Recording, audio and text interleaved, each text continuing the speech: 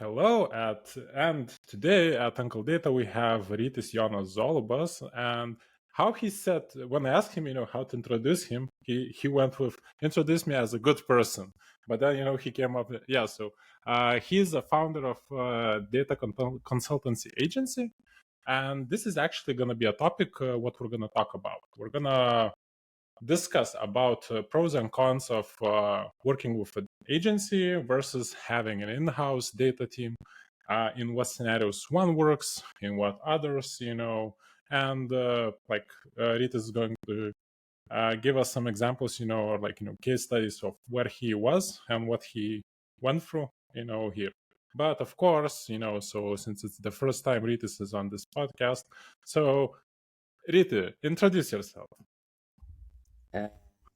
Hi, Tom. Thanks for having me here.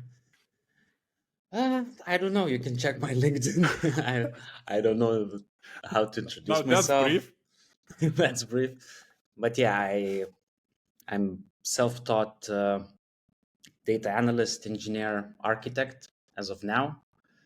I did not study computer science, but through some online courses and through some great people who decided to hire me on data analytics journey. So I've been working in this area for about 6 years now, something like that. And I still love it. It's very fast and changing environment, new tools, and I'm glad to be here to talk to you. Okay.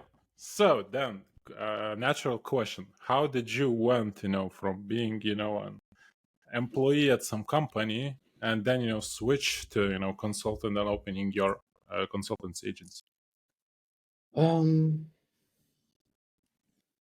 Well, I believe it was about 5 years ago, and I just decided to give it a shot.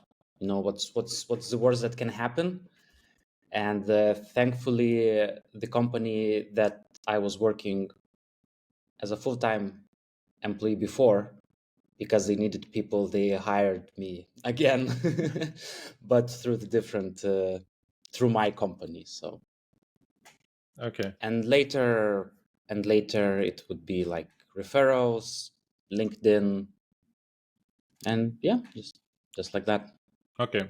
So I guess the majority of the listeners, are working as FTEs, right? So could you share more about, what's the most difficult thing when you're running your agency or you're a consultant?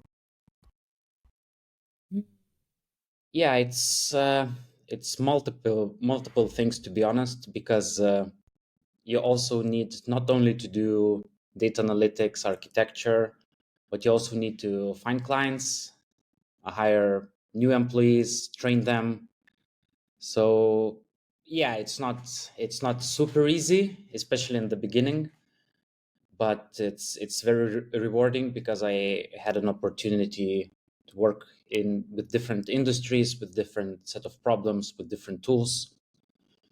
But yeah, I would say it's the attention division of attention, probably, because if you have several clients during the day, and as the rule goes, when one client something starts burning or something starts falling apart, probably all the other clients as well. So you're just like typing in the Slack and just like trying to extinguish all the fires at the same time, and then there are more periods of calm when you just do day-to-day work. Okay. So if let's say, US East 1 goes down, and you're having a fun day then, right? Yeah, even with on-prem services, I think there is like a conspiracy theory or something that they decide to delete the production database or something. All the clients at the same time. So what's the best way to wake up in the morning? Just drop the production database, right? So I guess that the joke didn't come from nowhere, right? Yeah, Okay. yeah. Coffee doesn't wake you up as well as good as the Okay. dropping production database. Okay, nice. So Okay, so what I think, how we can structure, and since you covered, both sides, right, of FTE and I guess consultant. So what would you say, are the pros of like if you're a company, right, and you're deciding, to scale your data team or like, start with it, right, or run with a contract with agency, right? What would you say would be the pros of agency? I believe the biggest pros are maybe for scale ups, because it's quite a difficult, most like for a scale up companies from that sense, because you need something fast, and you usually already exhaust all your Google Sheets. It's already like a big mess, so you decide to have a nice data warehouse and so on and so forth. And it's nice to have someone with a lot of experience to come in and just to set all the infrastructure, all the pipelines and everything. And yeah, and then that consultant can work as a subject matter expert, or or the waste can part, and that's that's totally fine. I also help companies after that stage to hire their first data analyst that can actually start working and extracting even more value from the data. Okay. So then on this, a question, right? So do you have some templates already? Like I know that, each company is a unique case, of their, set of tools, their processes and whatnot. Is there a way to streamline, let's say like a template, some parts of your job? Yes. Very Yes. brief answer. Yes. So it all starts with gathering requirements, of course, and understanding the current landscape, because sometimes clients already have their preferred cloud Mhm. provider or something. So it's what they currently have, what's their environment, what data sources they have or want or plan to have, and they want to extract data from it. And then and then just looking for the best tools for the client, gathering the requirements once again, the priorities, what should be done first, digging a little bit into the business logic, what they calculate, what they measure, how they measure. And yes, of course, it's usually a tricky thing, because especially in the young companies, there is no documentation. I personally used to hate documentation with all my heart, especially writing it, but now I see more and more value in it. So, for example, let's say sales. In different departments, it can mean different things. Let's say marketing sales are the sales of sold goods. Then for financials, sales may be the same sales minus refunds, minus VAT, additional taxes. For some other guys, it might have another different formula.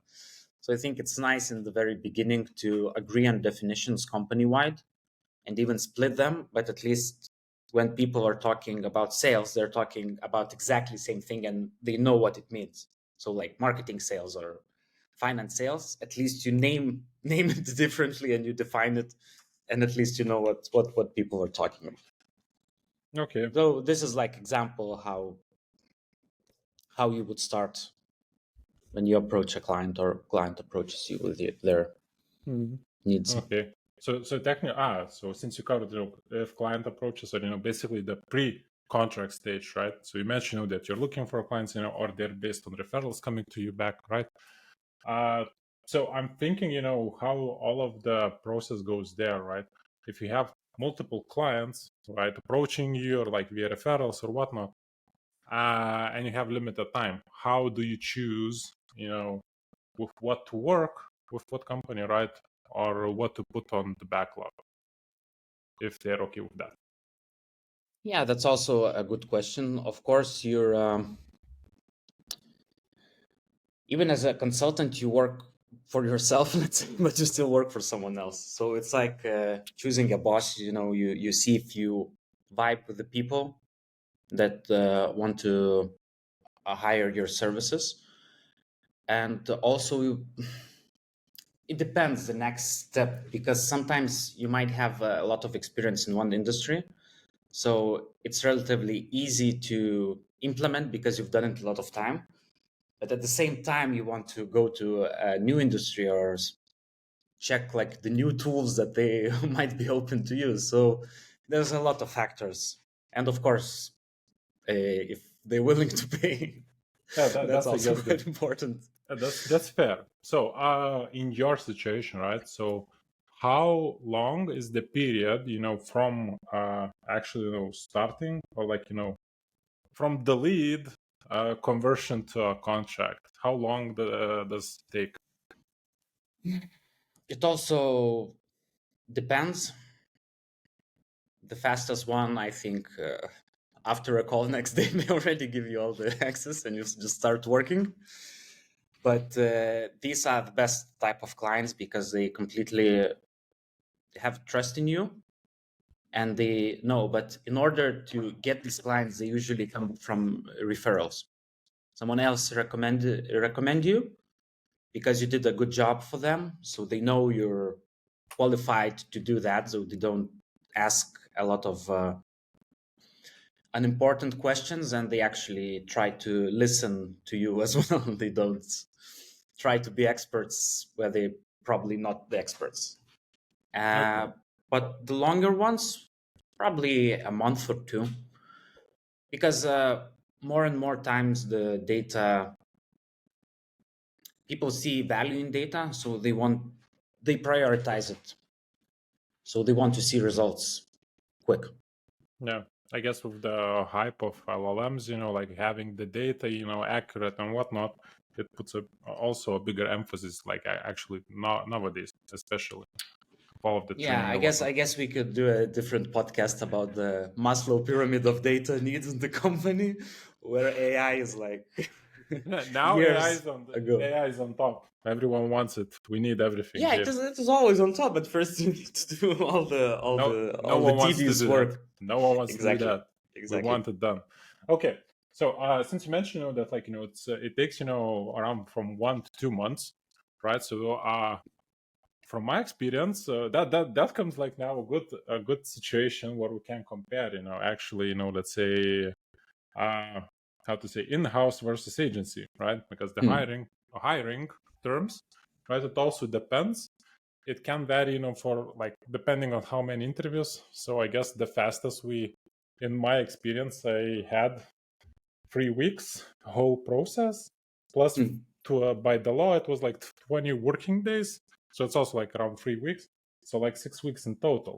So somewhere there, let's add onboarding. So it's also similar thing.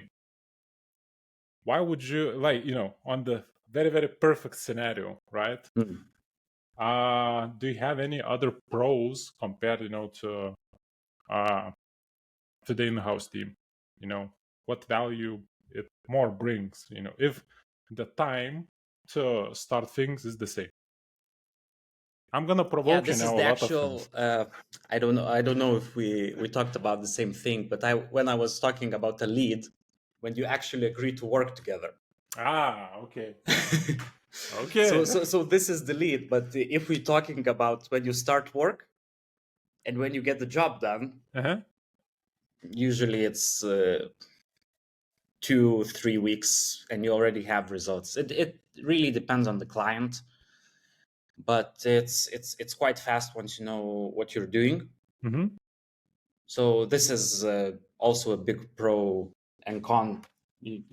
Yeah, just a pro to hire agency, because they get things fast and they avoid usual pitfalls that a lot of first time doers do, Mm-hmm. because we already did that many times. So hopefully we've learned from it.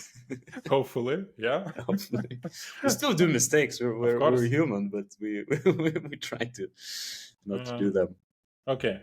So you mentioned you're doing a lot of talks with like executives, like managers, just to understand the company, its specifics, like the KPI meanings and whatnot, right? So well, I'm thinking, this is also kind of an onboarding process, right? From your experience, right? How long does it take to get the streamlined things from the customer in this situation? Yeah, that's a really good question. Usually, yeah, you still need someone to explain you what the columns mean in the backend database. But I don't know. It's also comes from experience that the more businesses you've seen, you understand. You also have like a framework inside your mind, and then some minor tweaks. Because at the top of everything is profit, is P&L, and then everything goes downstream. So you try to understand how the money is made, where it's spent, marketing, whatnot. But there are a lot, even seemingly different industries, they still do pretty much the same analytics, to be honest. Yeah, and I assume if you're using, let's say, you're focusing as a marketing part, like as I see, you're written on your LinkedIn, right? Marketing solutions. Yeah. For so I don't, as I understand, we don't have that many various sources, and they're all coming mostly from third party tools, right? So I guess you can also streamline Google ads, Facebook ads, LinkedIn ads, whatever ads there are. So it already will be a good blueprint of starting things out, just to figure out how it all connects. Yeah, yeah. And then it's also understanding that data that comes in. It requires to read a lot of documentation Yeah. as well. Like, for example, in Google, through the API, you can get spend. Mm-hmm. Okay, but then you also need to know what currency is it, And and it's then not you don't need to forget to divide it by 1 million because it's in micros. So just like a small things, and check for duplicates, because when you get from API, you also need to check at network type and partner and like mobile device. So sometimes the same ad might be, or campaign ID might be split into 3 rows, and you think it's duplicates, and then you delete them, and then amounts don't match. So Oh, beautiful. And then I guess, okay, so if we're talking about marketing, so would you say that marketing attribution is the toughest and most difficult task, to like solve? I think it's one of the most important ones, because it correlates quite directly with the revenue and then with the profit. Mm-hmm. If you're doing marketing correctly, it might be negative profit as well. But yeah, I don't think it's something too difficult. It takes time probably just to understand it. But Mm-hmm. once you grasp the concept regarding customer journeys and how the tracking works, it's just putting some hands-on work and try to do. Because as always, there are maybe 20-30% coming from direct. What you're gonna do about them? I don't know. You can do some online after purchase service, after purchase post, so user can click, where did you hear about us? But is it gonna be good? I don't know. Maybe not. Will the user in the end, will even check the correct one, right? Maybe he Yeah, just I wants to always get the check over. radio because I know they put a false one on purpose. Then like statistics come to play to see how you can be confident, and also you need to shuffle the answers for each user. That's also true, because by default, if you figure out the pattern, just like click on the first one or the bottom one. Okay. Yeah, but then you can know the pattern and to see how many radios were clicked on the first, and to know how reliable your Okay. prediction is. So then it's a bit different. Yeah, it's more like of user behavior, figuring out who's trying to trick the system, whatnot. But yeah, I get it. But yeah, Uh, then you can attribute direct a little bit, maybe with some confidence intervals. But okay. yeah. Since you mentioned, like, let's say, confidence intervals, like we're talking about now a bit statistics, like you mentioned engineering things. So let's talk about, the qualities of the consultant in general. I think that's also important to understand that it's not a jack of, like the single, how to say, the single warrior of one domain, right? So uh, how big of a jack of all trades are you? What do you have to know? Or how deep you have to know certain things? I consider myself maybe a little bit more as a generalist. I know how to do things that they would work. I might not know in depth how it works, but it works. As long So as it works. I'm using a library, like a Python library. I know what it does, how it works inside. Same with the car. Well, I know how the car works, but even if I wouldn't, I would just turn the key and it runs. So yeah, basic skills, some data engineering, SQL, of course, that's very important. Python, data modeling, like Kimball or Data Vault. There are like many new ones to choose what's the best for the company. Mm-hmm. So yeah, I would say just with SQL you have a really good start, but you would need to know SQL quite well. Like if you cannot explain, then you need to know how to explain certain functions, like how Windows function work. It's for me it was a game changer. Windows functions. It was Rank, dense rank, right? These kind of things. some row number. The Row fun part. number is the best. I almost always use it. Or count over to check for duplicates, and it shows the exactly duplicated rows. It doesn't leave just one entry. Okay, so like we're doing in this interview, and I'm like catching on some phrases you use. So one you mentioned like data modeling, So would you say that there is a pattern in certain industries in your situation or your experience, right? That some specific industries are choosing one standard, or like you're preferring one standard over the other? Yeah, for me, I try to keep it simple.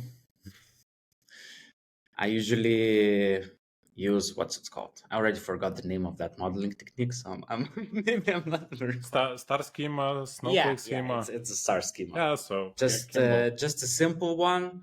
It's really easy to understand. Everyone can see. Okay, there's these are facts, these are dimensions.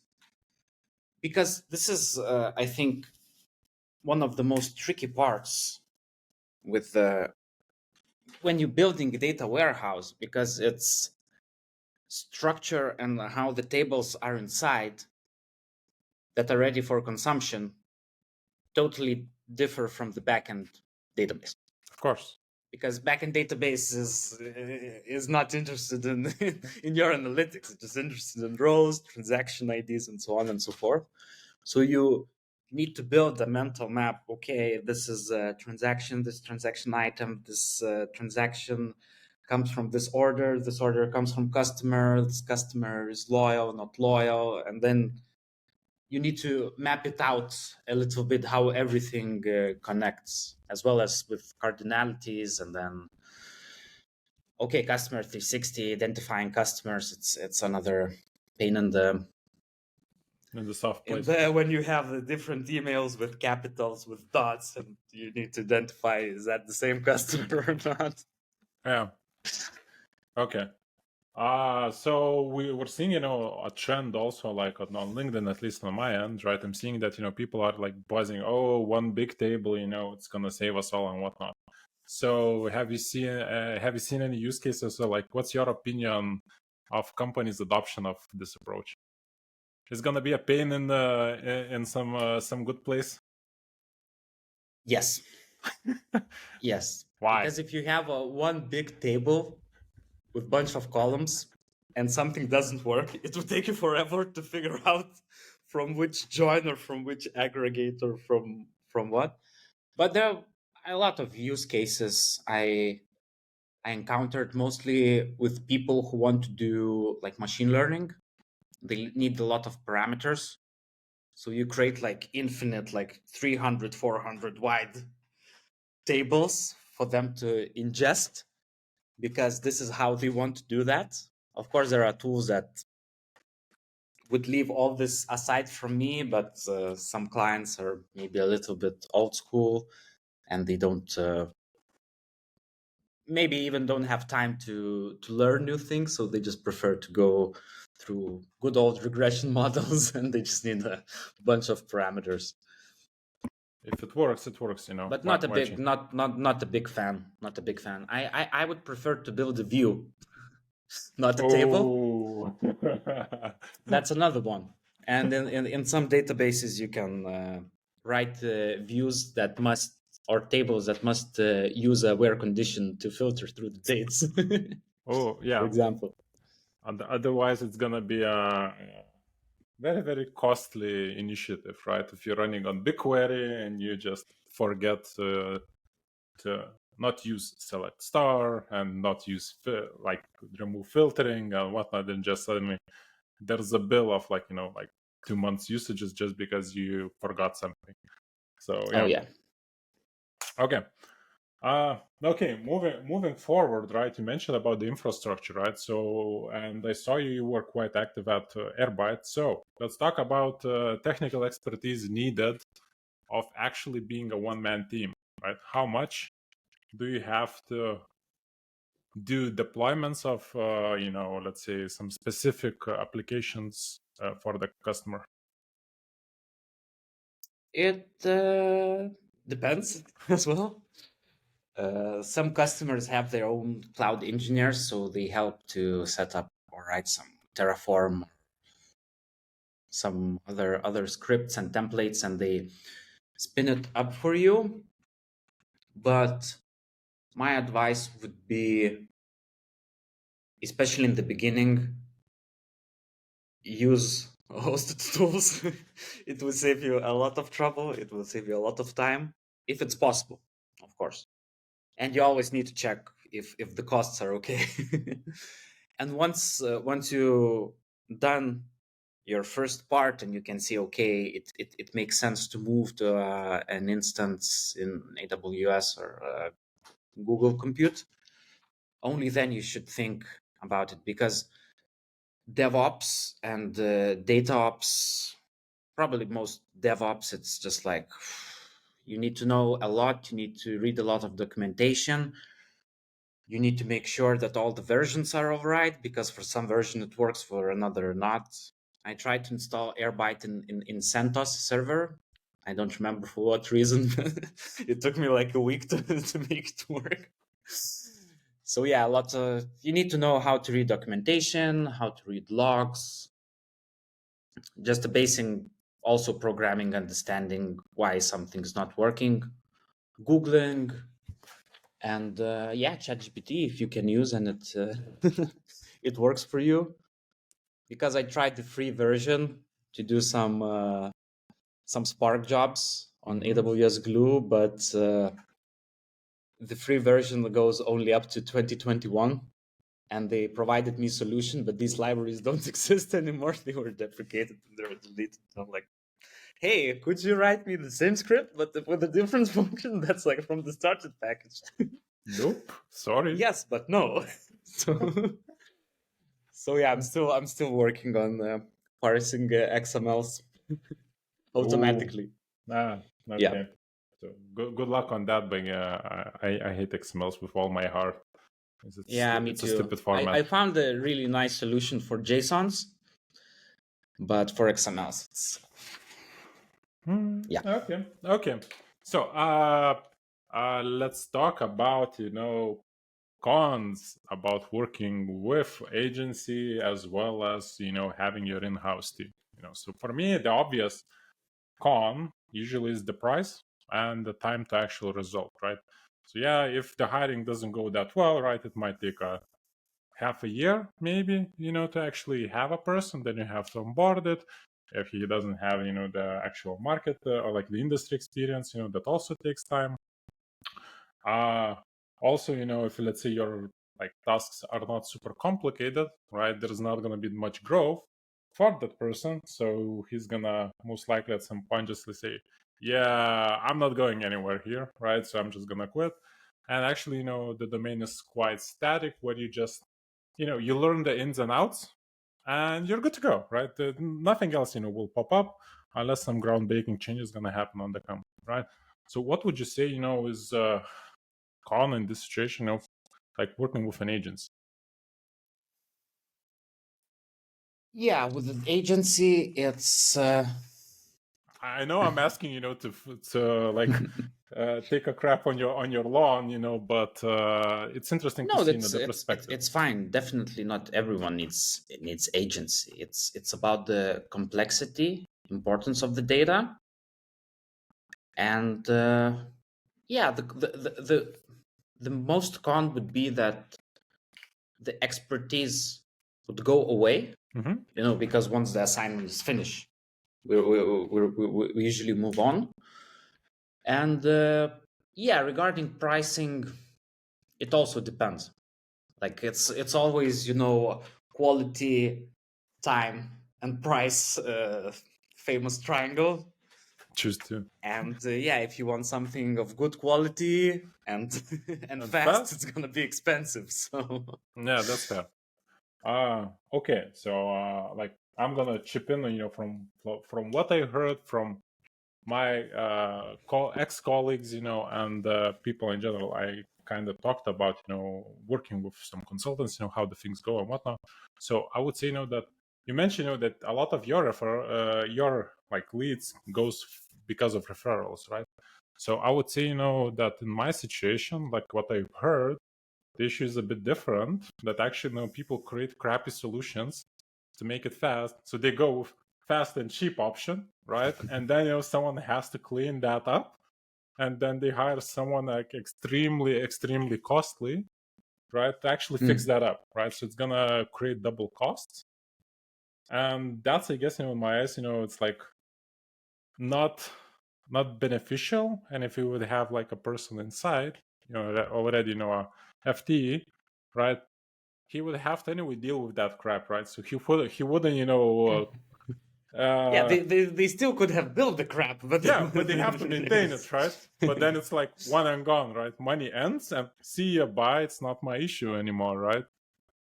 yeah, I guess it's especially in data field, it's a common problem, because when you hire the consultant, there's probably no one in the company who has even the slightest about how it should look. So you have complete freedom most of the time, which is nice. But also you need to be responsible and do things right, and explain because to the customers, because if they say, hey, why it's taking so long, hey, why your country's ISO code sometimes have 2 letters, sometimes 3, I don't know. I I just need to pasted some figure it stuff. out, I need to fix it, I need to tell them. So your reporting would run after a year, after 2, after 3 years. And it's also, you need to think about scale as well, because you can do solution for 100 rows, but you would also need to have in mind what happens when it's like 100 million rows, how Yeah. it scales. And there are nice tools like dbt that can help you at least maintain the SLAs for delivering the data, only taking the updated at fields and not reprocessing the entire data. Okay. So yeah, it's always a risk with full-time employees or consultants, because you you're putting money on the table. But yeah, with consultants, I think the most important and hardest part is to earn a reputation.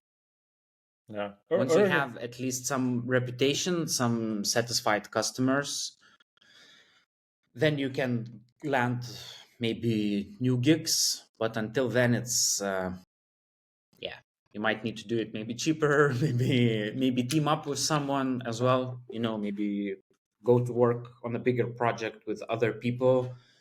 And yeah, document, write about your struggles. It's extremely helpful in any way, as for yourself to look back in retrospective, as for others to learn from your mistakes. and for others to see that you've done these mistakes and you understand that these were mistakes and how you fix them and that's what you fair. learned from it. Yeah. So So actually, once again, documentation comes into play in some form or another. yeah, I'm thinking now, that in general, when you reach certain seniority level, right, it's more documentation you write than, code lines, right? That's what actually you're doing, the impact.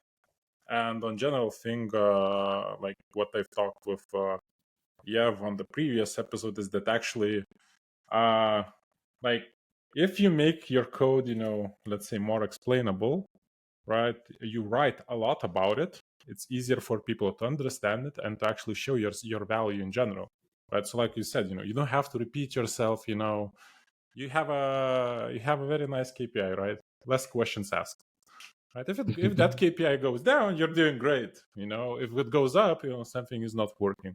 And I guess in your situation, right, it goes with brand recognition as well, right? If you're putting out blog posts or like sharing with things on social, right?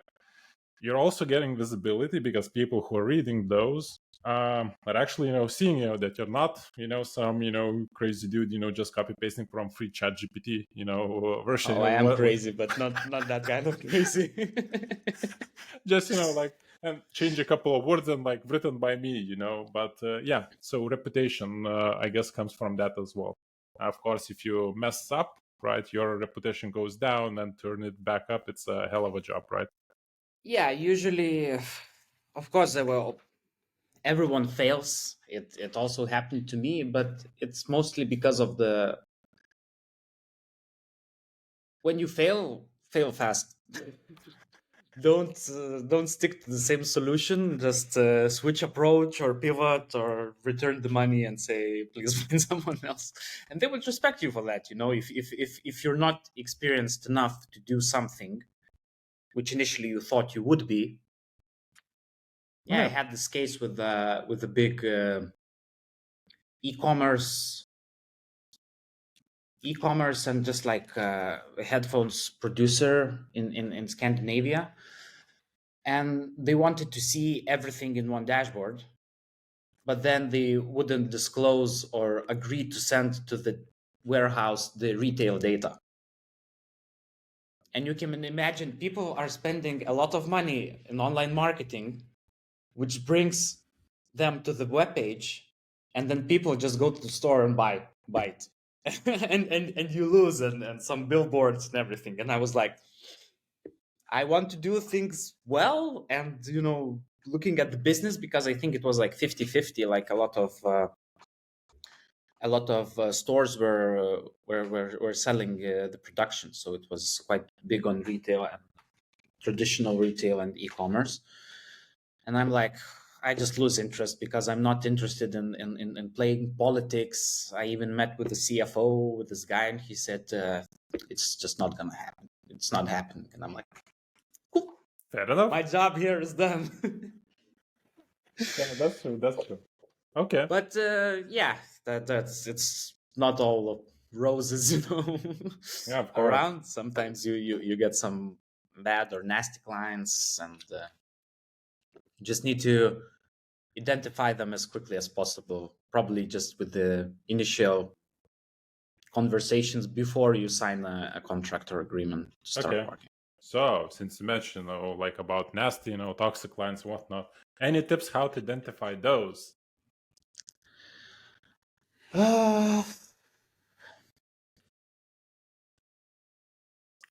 Yes. Like arrogant people tend to be know-it-all. So if you see that people are not treating you or others with respect, it's probably going to be a bad gig. As well, you need to identify who's the actual decision maker. Because a lot of times, like, marketing wants to hire to do like all this attribution, but then their budget is by head of marketing or something that's not involved into talks, and you talk and it's all nice and it's all great, and when it comes time to sign off, they didn't get the approval, and you're like, thank you for your time. thank you for your time. It was nice 10 hours from my life talking about how I may help you, but I cannot help you without money. So Yeah, that's true. That's true. Okay. But yeah, and I don't. I this is just my personal preference, but I try not to work with clients who use Azure Cloud or Microsoft Cloud. It's just like I'm just not a big fan of Microsoft, and I had worked with MSQL, the database Yep. with TSQL, and I'm like, why people do this to themselves? It has its own good use cases in some Of course. situations, like every other data tool, right? But yeah, let's see. Azure's like with the data fabric at some point they might break out. But anyway, I understand your love is on the AWS or GCP anyway, and it actually makes sense to. Yes. Haven't had a chance to try Alibaba Cloud. Hopefully that day would never come. Maybe someone will reach out and say we're doing exclusive things in China, and I have to deal with Alibaba. Yeah, Yeah, it might be. I'm just joking. It's money talks. money talks, money talks. Yeah. Okay. Another question, like is like if you're deciding, to switch, to like consultancy from FTE, right? So how about the holidays, right? That's the interesting part, right? Because usually by law, you have some specific amount of holidays, right? How do you do Yes. it with your holidays? Because you can work 24/7 technically, 365 a year, and not go for vacation. How does that work in consultancy world? Mm, I would say pretty much like full-time employee. It depends on the project. For short duration projects, you're not expected to take any holidays. You expect to get the job done. But for longer assignments or unterminated, not determined duration assignments, usually agree before signing the contract. Let's say like during a year, 4 weeks is fine. You're gonna notice them before 2 or 3 weeks, or find a replacement who still keep working. The replacement one is the best, but it's very hard, especially for small projects, because you would need to explain to another person who's replacing you all the things. So maybe Uh, that's true. that's another pro for documentation. Just Uh, document everything, record everything. just sit with a camera, do a live stream, and like put somewhere, and then someone Yeah, else has storage to is scroll. cheap now. Storage is cheap now. We don't need VHS cassettes or CDs Yeah, anymore. yeah, you can use GPU, now, to extract certain bits, and like add some automatic transcripts, right, where you're talking with Yeah. yourself, during the night. Control F it. But yeah, jokes aside, right? Okay, so vacation part is quite clear. If you're running multiple projects, I guess you agree to go on holidays. If they're overlapping, right? Most likely agree on the same dates, so they wouldn't actually interrupt you. So that actually makes sense. And then let's talk about the interesting part, right? So when to choose. So in your situation, right? When would you suggest for a company to actually choose in-house, and when to start to think about uh, agency? I would say if you manage to find a senior position person, like the first data hire should be a senior. Of Period. course, of course, Period. A lot yes. of people think, hey, we're just gonna hire this guy, he's gonna do something, but then technical depth, it's behind the window. The pile of rubbish is there. If you manage land a good senior first senior data member who is good in data engineering, analytics, and architecture, and is confident have built from scratch all the analytics solution before, I would say hire this guy. And if you don't find it, you don't find him, her, I would be, and it also depends how fast do you need, because there are some businesses where data is more important than others. If it costs you a lot not to see the entire picture or a bigger picture, or it takes a lot of time and you get wrong numbers and you base your decision on these numbers. That's not good. That's going to cost you a lot, and it's cheaper to hire agency to do the work well. And as well, if you have already like if you have a bigger company and you need to solve a specific problem, which is going to take specific period, like specific amount of time, you also would hire a consultant to help you with that. Yeah, I guess Otherwise, you in can scale house, them. You can scale them, yeah, almost indefinitely. And the third one, especially maybe for bigger projects or companies, sometimes they cannot hire new full-time employees, but they have a budget on the project. Solution: you hire agency to do all the work. I don't know if you have encountered this paradox, Tom, Yes. where people Yes. just want to stop hiring, Yes, but they still have a lot of projects and they need to get it done. Yes. So yeah, but then it makes sense, right? Come in, but then you have to think of, like, depending on what to outsource in a way, right? Like what to hire. So this is essentially outsourcing. So these are more specific type of consultants, like SAP and HANA, and like very niche ones that it's very difficult to. And you just don't need the expert in house after that. When it's done, you hire him again in 6 months to change one column. He's gonna charge you 2,000. That's gonna be fine. It's gonna be done. So, like, you get the understanding of those systems, and you can get paid till you're dead, kind of. Yes, and the fourth reason to hire, even if you hired someone senior as a first data team, is for them not to be alone. We're a human creature. We need to socialize. Can relate. But jokes aside, it's really nice to have someone to discuss about the problem and maybe come up with a solution and hear another side. Because when you're making decisions only by yourself and doing all the solution, you sometimes don't see pitfalls. You lack some experience in one, you just get blindfolded. No one's gonna tell you, from the side, hey, you might want to check this one. Is that really the best tool for real-time analytics? Yep. So yeah, even like a few hours, just to discuss and work more on data strategy and more on architecture side. It's also sometimes worthwhile to hire only for a few hours. It would cost some money, not a lot, maybe like 2 hours per week or so, but it would get your company data, that person or other team members, to maybe a bit higher level, because they would also hear from more experienced person. Yeah, that makes sense. Yeah. Do you see any tendencies, on which areas? Since you mentioned you're picking the industries in a way, or like, you're focusing on marketing at this point. But the work you're doing, it's in different industries.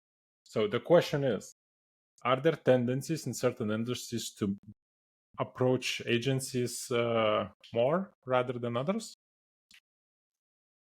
Yes. Yes. Which ones are tending to go with agencies more?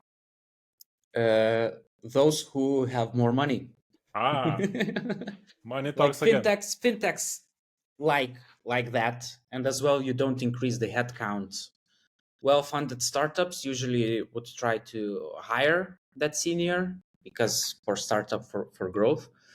But sometimes when everything in the company goes well and there's a lot of growth, sometimes they don't manage to find. So they just need to, move from Google Sheets to data warehouse or from Excel. Yeah. And they just need to get it done. So when there's urgency, when they reach a certain threshold, and when they're not thought about it, and there's a row limit in Excel to reach 1 million. Yep. 48,000 something. I think it's like 128-bit or something that it's it's done. You cannot update your model. You lose your all historical data if you want. You can increase number of Excel files you have to open, to run something, Oh yeah. You can extend in different sheets. Repeat after me. Excel is not a database. That's the Oh, best thing. I think this is my biggest nightmare by working with the financial guys, because they put the date as a column. They do the pivot. Yeah. And okay, how am I supposed to ingest that? There's a new Figure it column out. appearing every time. Just do like nice ones and then do the pivot. But no, they want to see like metrics and so on and so forth. But that's specific to the the area specialist, right? Finance is always a fun and interesting place. Oh yeah, and they decide to start their tables in the middle of the sheet because why not? Spacing. You have to space it properly, right? Like double, like merging the cells. So much fun. You're the expert here. Figure it out. Oh yeah. Yeah, nice. Okay. I think at this point I kind of figured out, I guess, what's needed. Any other pitfalls or like things you would suggest, or like explain to people if they actually decide, actually to switch to consulting, or for the companies, if they're thinking actually, of one or the other. Last minute, suggestions, thoughts on the topic. Yeah, for people who want to do consultancy, do it on the side for your full-time job at first. See if you like it, see how it goes, and yeah, it's definitely not for everyone. Some people like to work in large corporations, some people like to work in startups, some people like to work in mid-sized companies, some like specific industry, and it's just try it out without leaving your job. Having the safety net helps. Exactly. Just figure out if it scales, if you're doing a good job, if you manage, because there's a lot of play apart from analytics. You need to be a bit of accountant of your consultancy, CEO, marketing guy, sales, leaving other like signing off the vacation request and stuff like that. So it's not for everyone. It's a bit just try it for yourself if you want to. And for companies who have specific problems or cannot find good data specialists, just try to look. There are quite a number in Lithuania and in Europe, good consultants, depending on the project. If you want a boutique one, like smaller, like more concentrated on you want to go for the big names, it works, and it's good because in the end you see the result. It's not like strategy consultant, but they just came in and point the exactly same problems, but CEO needs to hire a consultant to show these problems to the You need fancy presentation. Come on. Exactly. Everybody wants fancy PowerPointing all the way. Yeah, you mentioned about the there are multiple companies for consultancies, big names and whatnot. How to find those consultancy agencies then? Just I would Google it, like just like consultancy agents, but how to know if it's actually a good one or not? Or you won't. Probably you would check their LinkedIn. Okay. You see who are the people of the agency, like the heads and so on. Then you can check, see if they have any case studies, whether they have already dealt maybe with your specific problem or your specific industry. Mm-hmm. And lastly, you can always just have a call with them and talk with them. Usually